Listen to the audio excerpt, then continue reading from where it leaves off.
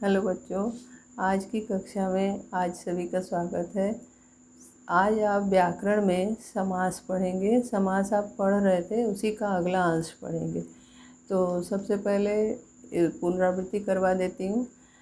समास दो या दो से अधिक पदों के मेल को समास कहते हैं।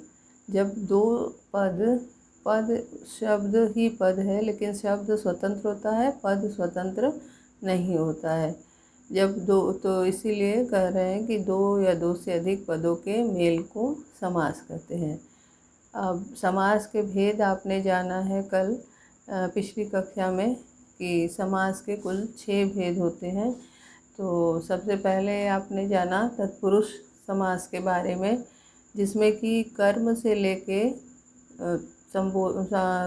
लेके अधिकरण तक के कारक चिन्हों का लोप होता है।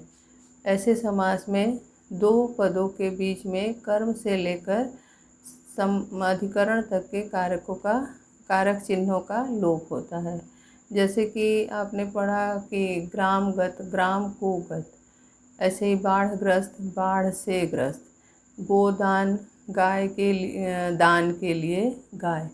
तो इसी तरह से कुल जितने कारक चिन्ह हैं, जैसे कर्म, करण, संप्रदान, अपादान, संबंध और अधिकरण, इतने कारक के चिन्हों का बीच में लोप होता है और फिर उसको हम मिलाकर एक कर देते हैं। समास को ही समस्त पद भी कहते हैं। और जब समास को समास के दोनों पदों को अलग अलग करते हैं तो उसे समास विग्रह कहते हैं। इसके पश्चात आपने दूसरा समास पढ़ा, द्विगु समास। द्विगु समास में क्या होता है कि पहला पद संख्यावाचक होता है। पहले पद में संख्यावाचक शब्द होता है और दोनों पदों में पहला पद और दूसरे पद में विशेषण विशेष्य का संबंध होता है। ऐसे समास को हम संख्यावाचक विशेषण होता है, जैसे कि दशानन, 10 आननों का समूह। और इसमें जब हम विग्रह करते हैं तो हम समूह या समाहार शब्द का प्रयोग करते हैं। जैसे आपको नीलकंठ, जैसे आपका है ये चतुर्भुज यानी 4 भुजाओं का समूह, 4 भुजाओं का समूह। तिराहा, 3 राहों का समूह। चौराहा, 4 राहों का समूह। आपने देखा कि हर उदाहरण में पहला शब्द संख्यावाचक है। तो इस प्रकार दूसरा समास हुआ द्विगु समास। अब तीसरे समास के बारे में आपको फिर से बता दूं। तीसरा समास आपने पढ़ा था द्वंद्व समास। द्वंद्व समास में क्या होता है कि दोनों पद प्रधान होते हैं और दोनों पदों के बीच में और शब्द का लोप होता है। दोनों पद इसमें प्रधान होते हैं और दोनों पदों के बीच में और शब्द का लोप होता है। और शब्द का लोप होने से क्या होता है, जब उसको मिला देते हैं तो बीच में एक हाइफन की तरह का लगाते हैं।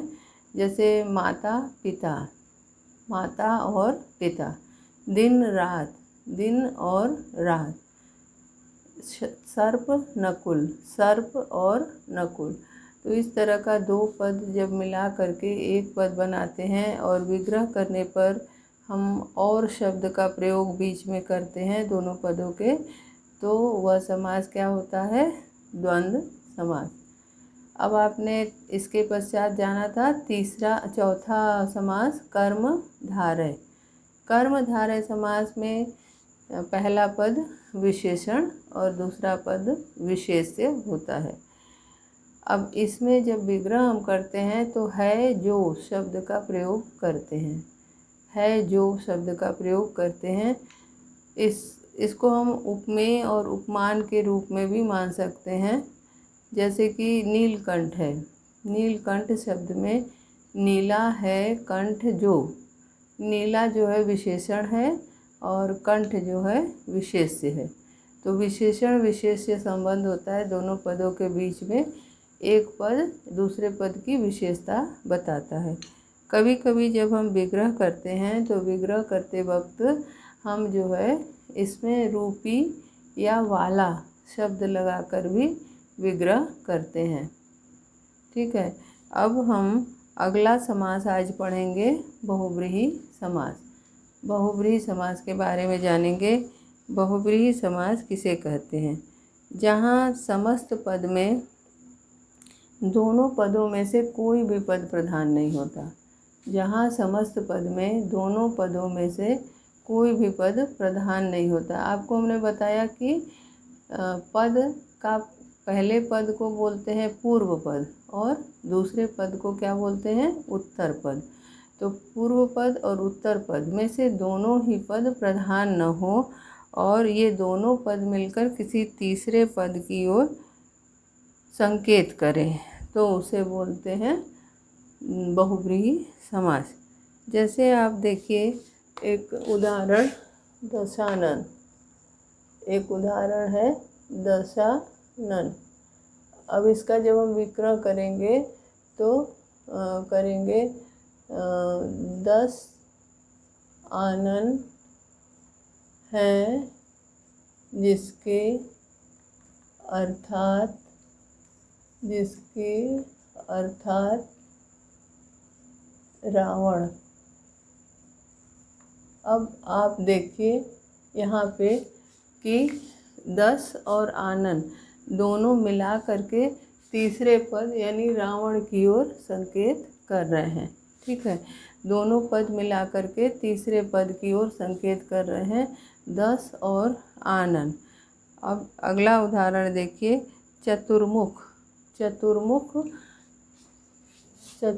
है, चतुर्मुख ये है, इसका विग्रह 4 मुख हैं जिसके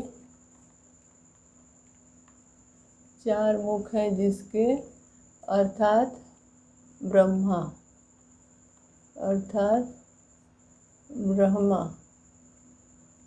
ठीक है, तो अब जो है देखिए 4 और मुख। आप बोलेंगे कि यहाँ पे भी तो संख्या ही है, परंतु संख्या है पर इसका जो हम विग्रह कर रहे हैं अर्थात लगा के किसी तीसरे पद का इसमें संकेत मिल रहा है, इसीलिए ये जो है बहुव्रीहि समास होगा।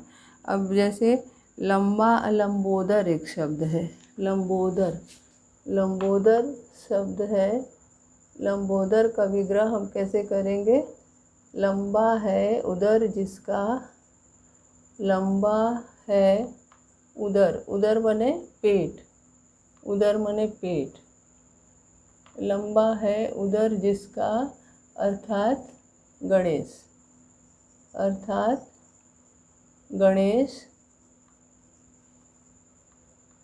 लंबा है उदर जिसका अर्थात गणेश। तो आपने देखा यहाँ पे लंबा और उदर दोनों में से कोई भी पद प्रधान नहीं है, बल्कि ये दोनों मिलकर के किसी तीसरे पद की ओर संकेत कर रहे हैं।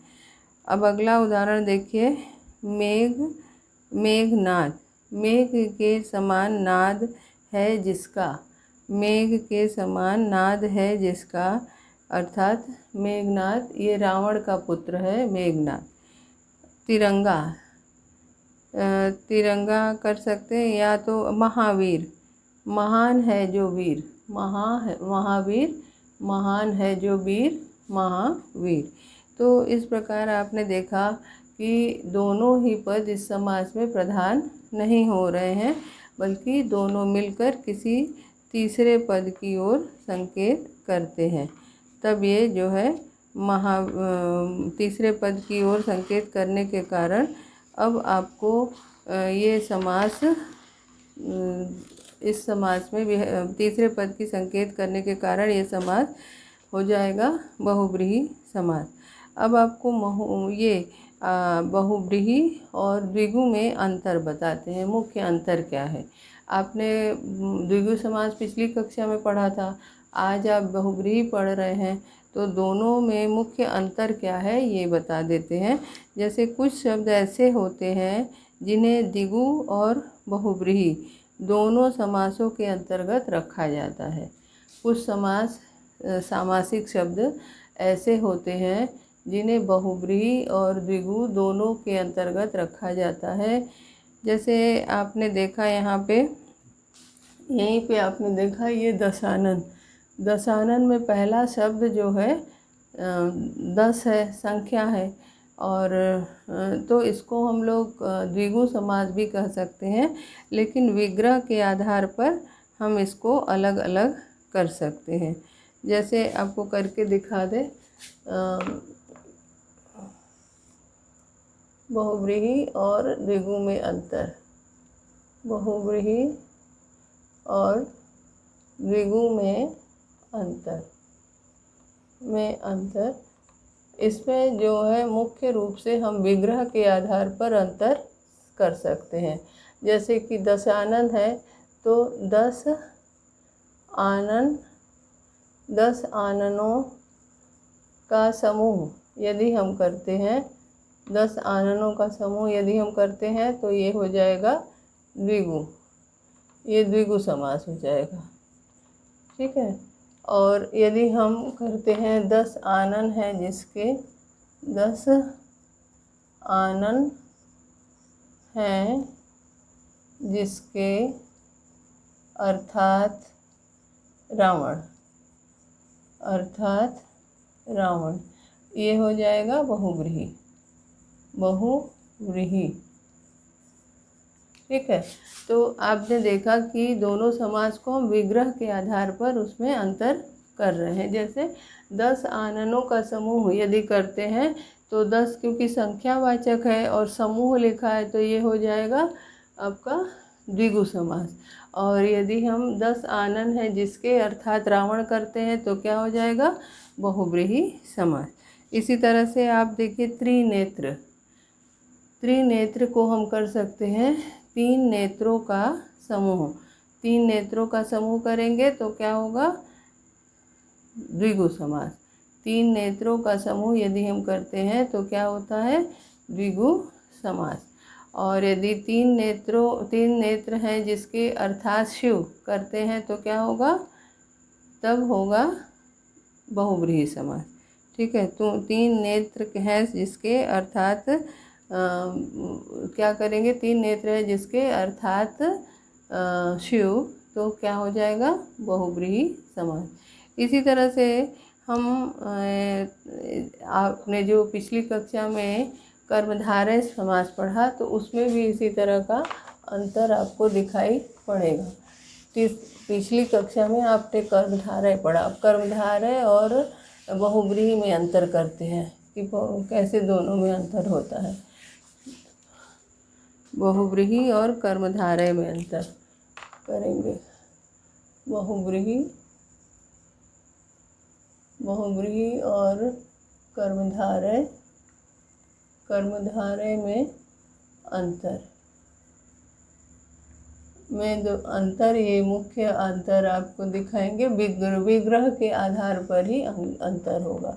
अब जैसे नीलकंठ आप लिखते हैं, नीलकंठ का यदि आप विग्रह करते हैं तो आप यदि ऐसे करते हैं, नीला है कंठ जो, तो ये हो जाएगा कर्मधारय।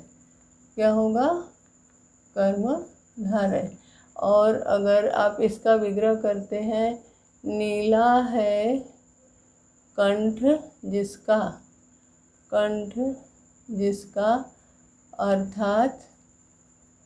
अर्थात शिव, आप यदि इस तरह से विग्रह करते हैं तो ये हो जाएगा बहुव्रीहि समास। ठीक है। तो इस तरह से कर्मधारय और बहुव्रीहि में अंतर आप देख रहे हैं। जब हम ये विशेषण और विशेष्य के रूप में उसका विग्रह करेंगे तो वो हो जाएगा कर्मधारय समास। और जब हम इसका विग्रह करेंगे तीसरे पद के रूप में, दोनों पद को दोनों पद की जहाँ प्रधानता ना हो, तीसरे पद की प्रधानता हो, इस रूप में यदि हम विग्रह करते हैं तो हो जाएगा वो क्या होगा, वो हो जाएगा बहुव्रीहि समास। अब अगला उदाहरण आप देखिए और स्पष्ट हो जाएगा। जैसे आपका है महावीर। महावीर शब्द है तो महान है जो वीर अर्थात हनुमान, ये करेंगे तो हो जाएगा महान है जो वीर अर्थात हनुमान करेंगे तो बहुव्रीहि हो जाएगा। महान है जो महान है जो वीर अर्थात हनुमान, महान है वह भी जो वीर अर्थात वीर अर्थात हनुमान। अब आप ये करेंगे तो हो जाएगा बहुव्रीहि समास, बहुव्रीहि। और यदि आप करते हैं महान है वीर जो, तो ये हो जाएगा कर्मधारय, ये हो जाएगा कर्मधारय समास। तो इस तरह से आपने देखा कि विग्रह के आधार पर हम एक शब्द को दो समास, एक शब्द में दो समास बता सकते हैं, किंतु उसका विग्रह सही होना चाहिए। अब आप देखिए कि एक और सामासिक शब्द है लंबोदर, जिसको कि आपने बहुव्रीहि में पढ़ा। हाँ, तो लंबा है उदर जिसका अर्थात गणेश करेंगे तो हो जाएगा, क्या होगा, बहुव्रीहि समास। और लंबा है उदर जो करेंगे तो हो जाएगा कर्मधारय समास। ठीक है, अब हम अगला समास पढ़ते हैं, उसका नाम है अव्ययी भाव समास। अगले समास का नाम है अव्ययी भाव समास, अगला और अंतिम है। ठीक है, जिस समास में पहला पद अव्यय हो उसे अव्ययी भाव समास कहते हैं। जिस समास में पहला पद अव्यय हो उसे अव्ययी भाव समास कहते हैं। अव्यय का क्या मतलब होता है? अव्ययी भाव समास पढ़े तब हमको इसके बारे में समझ में आएगा। अव्ययी भाव समास जिस पद में, जैसे यहाँ पे अव्यय लिखा हुआ है, अव्यय का मतलब होता है जो व्यय न हो। ऐसे साधारण रूप से हम कहते हैं कि जो व्यय न हो, यानी लिंग वचन और कारक के प्रयोग से जिनमें कोई परिवर्तन न हो उसे अव्यय कहते हैं। अब ये जो है सामासिक पद जो होता है, इस सामासिक पद में पूर्व पद प्रधान होता है। इस सामासिक ये जो समास इसमें होता है, इसमें पूर्व पद प्रधान होता है। और इसमें जैसे आजन्म शब्द है, आजन्म शब्द आप लीजिए, इसमें आजन्म का विग्रह हम करेंगे जन्म से लेकर, जन्म से लेकर, जन्म से लेकर। यहाँ पे जन्म शब्द जो है वो पूर्व पद है, तो जिस समास में पूर्व पद प्रधान होता है उसे अव्ययी भाव समास कहते हैं। जिस समास में पूर्व पद प्रधान होता है उसे अव्ययी भाव समास कहते हैं। और इसमें हम इसका जो ये शब्द है, ये जो है अव्यय शब्द है। आ जन्म, आ का अर्थ होगा लेकर, जन्म से लेकर। इसी तरह आप देखिए शक्तिशाली, यथाशक्ति, यथाशक्ति ये शब्द है, यथाशक्ति ये शब्द है। इसमें शक्ति के अनुसार इसका होगा विग्रह, शक्ति के अनुसार, शक्ति के अनुसार। इसमें यथा शब्द जो है यह क्या है, यथा शब्द जो है वह अव्यय है। ठीक है, यथा शब्द अव्यय है। अब अगला उदाहरण है निडर। अगला उदाहरण है निडर। यहाँ डर से रहित, डर से रहित ये जो है अगला है विग्रह, निडर। नि जो है बिना, बिना डर के, ठीक है, निडर बिना डर के। भर पेट एक शब्द है, इसका जो है विग्रह करेंगे, भर पेट शब्द है, भर पेट। अब पेट भर कर, ये है अव्ययीभाव समास, ठीक है। यहाँ पे आपने देखा कि समास में पहला पद जो है वह अव्यय है, तो जहाँ पे पहला पद अव्यय होता है उसे अव्ययीभाव समास कहते हैं। अब कई बार ऐसा होता है कि एक ही शब्द की दो बार आवृत्ति होती है। कई बार ऐसा होता है कि एक ही शब्द की दो बार आवृत्ति होती, एक ही शब्द की जब दो बार आवृत्ति होती है तो उसे अव्यय उसमें भी अव्ययीभाव समास, उसे भी अव्यय कहते हैं और उन्हें भी अव्ययीभाव समास ही कहते हैं। जैसे कि रातों रात शब्द है, रातों रात शब्द है। अब इसमें रातों रात का विग्रह करेंगे, रातों रात, इस शब्द का विग्रह करेंगे तो हम लिखेंगे रात ही रात में, रात ही रात में। रातों रात का विग्रह करेंगे तो लिखेंगे रातों ही रात में। हाथों हाथ, हाथों ही हाथ में। और गली गली, गली गली का विग्रह करेंगे तो लिखेंगे गली और गली। गली गली का अर्थ करेंगे प्रत्येक गली। गली गली का विग्रह करते समय क्या लिखेंगे, प्रत्येक गली। इस तरह से आपका जो है एक और इसमें उदाहरण देखिए, द्वार द्वार, द्वार द्वार का विग्रह करेंगे तो लिखेंगे प्रत्येक द्वार, प्रत्येक द्वार, द्वार द्वार। तो इस प्रकार आपने देखा कि कुल 6 प्रकार के समास होते हैं। सबसे पहला समास है तत्पुरुष समास, दूसरा समास आपने पढ़ा द्विगु समास, तीसरा समास आपने पढ़ा द्वंद्व समास, चौथा समास आपने पढ़ा कर्मधारय, पांचवा आपने पढ़ा बहुव्रीहि और छठा समास है अव्ययीभाव समास। तो इस तरह से 6 समास हुए। अब हम ये जानेंगे कि समास और संधि में क्या अंतर है। समास और संधि में क्या अंतर है। समास और संधि में समास और संधि में मुख्य रूप से 3 अंतर है। समास और संधि में मुख्य रूप से 3 अंतर है। संधि किसे कहते हैं, वर्णों के मेल को संधि कहते हैं। जब 2 वर्ण एक साथ मिलते हैं तो उसे संधि कहते हैं। और जबकि समास में क्या है, शब्दों का मेल, वर्णों के मेल को संधि कहते हैं और शब्दों के मेल को समास कहते हैं। जैसे कि राम अवतार शब्द है तो राम और अवतार दोनों मिला के रामावतार शब्द बन जाता है। और इसमें क्या है कि संधि हो गई है, म के अ के साथ और अवतार के अ के साथ दोनों की संधि होकर के आ की मात्रा हो गई है रामावतार। और इसी तरह पाठशाला, पाठ के लिए शाला, उसमें क्या है कि 2 शब्द का मिलन हुआ है, 2 शब्द मिले हैं, पाठ के लिए शाला। अब के लिए लगा तो ये कारक चिन्ह है, तो बीच में कारक चिन्ह का लोप होता है।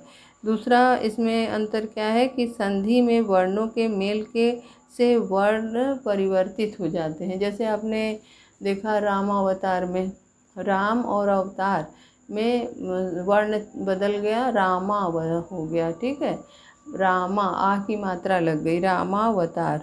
और तब वो जो है क्या हो जाता है, जैसे उत और ज्वल, उत और ज्वल तो त का ज बन गया, उज्ज्वल हो गया।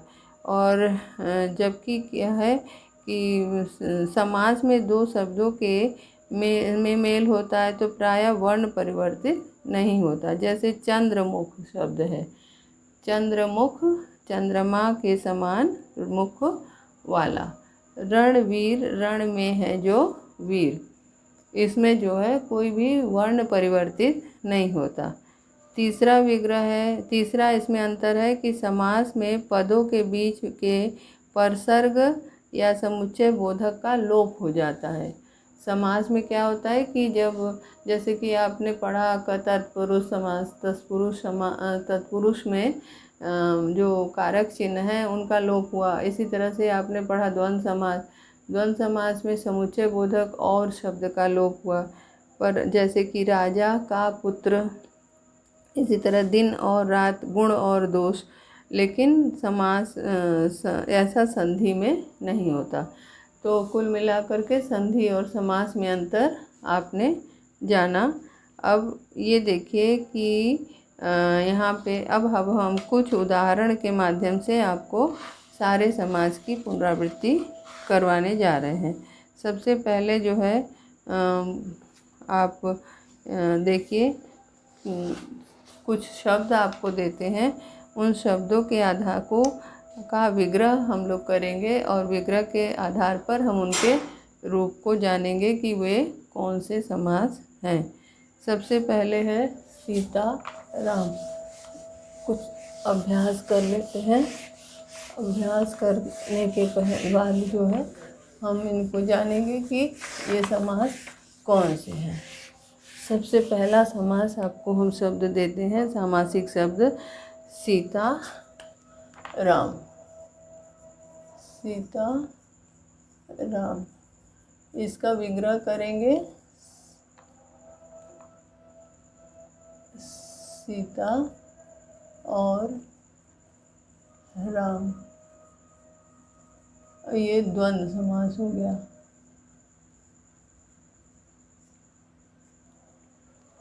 सीता और राम में शब्द में द्वंद्व समास हो गया।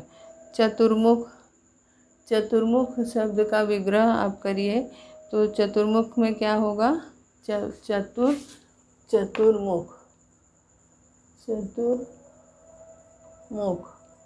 चतुर्मुख में चार है मुख जिसका अर्थात ब्रह्मा। चार है मुख जिसका अर्थात ब्रह्मा। ये दूसरा हो गया। अब ये क्या हो गया? बहुव्रीहि, बहुव्रीहि समास। ठीक है। अब अगला हो गया आपका शब्द राजपुत्र। राजपुत्र, राजपुत्र, राजपुत्र में क्या हो गया? राजा का पुत्र, राजपुत्र। ठीक है, राजपुत्र, राजा का पुत्र। अब घुड़सवार, घुड़सवार, घोड़े पर सवार। घुड़सवार, घुड़सवार में क्या होगा? घुड़सवार में घोड़े पर सवार, घोड़े पर सवार। ये तत्पुरुष हो जाएगा, तत्पुरुष, तत्पुरुष। अब हम ये जानेंगे हिमालय। हिम का आलय, हिमालय। रेखांकित, रेखा से अंकित। काली मिर्च, काली मिर्च शब्द है, काली मिर्च। काली मिर्च का विग्रह करेंगे तो हम लिखेंगे काली है जो मिर्च, काली है जो मिर्च। ये है कर्मधारय समास, कर्मधारय। ठीक है, ये कर्मधारय समास है, काली है जो मिर्च। ठीक है।